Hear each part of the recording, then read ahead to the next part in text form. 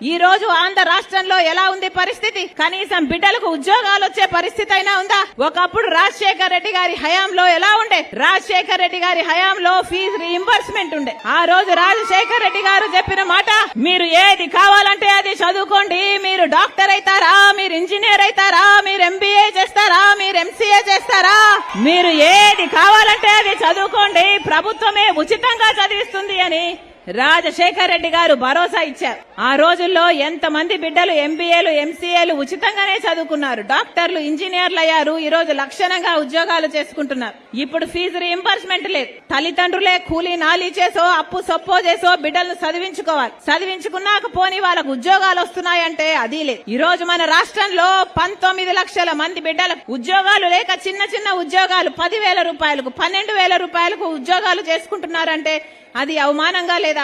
ఆ రోజు జగనన్న చెప్పిన మాట ఏమిటి? చంద్రబాబు గారు ముఖ్యమంత్రిగా ఉండి 7,000 ఉద్యోగాలు డిఎస్సి ఉద్యోగాలు వేస్తే ఆ రోజు మీకు సిగ్గు లేదా? 7,000 ఉద్యోగాలు వేస్తున్నారు, 25,000 ఉద్యోగాలు ఖాళీగా ఉంటే అని ఆ రోజు ఎద్దేవా చేశాడు ఇదే జగనన్న గారు. ఆ రోజు జగనన్న గారు చెప్పిన మాట, 25,000 ఉద్యోగాలతో మెగా డిఎస్సి వేస్తాను నేను ముఖ్యమంత్రి అయ్యాక అని చెప్పాడు జగనన్న గారు. మరి ఏమైంది? మెగా డిఎస్సి వచ్చిందా?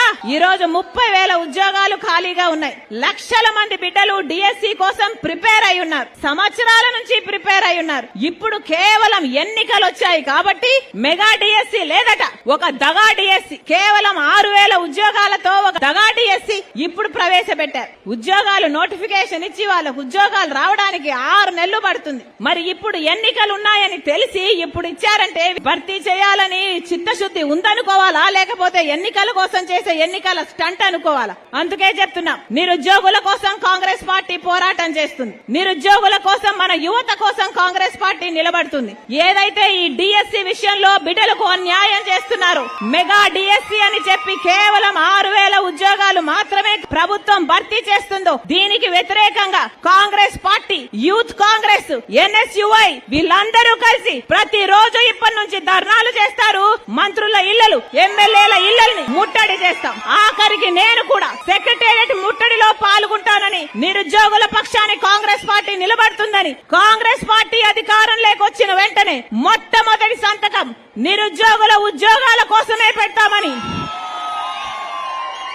రాజశేఖర్ రెడ్డి బిడ్డ మీకు మాటిస్తుంది.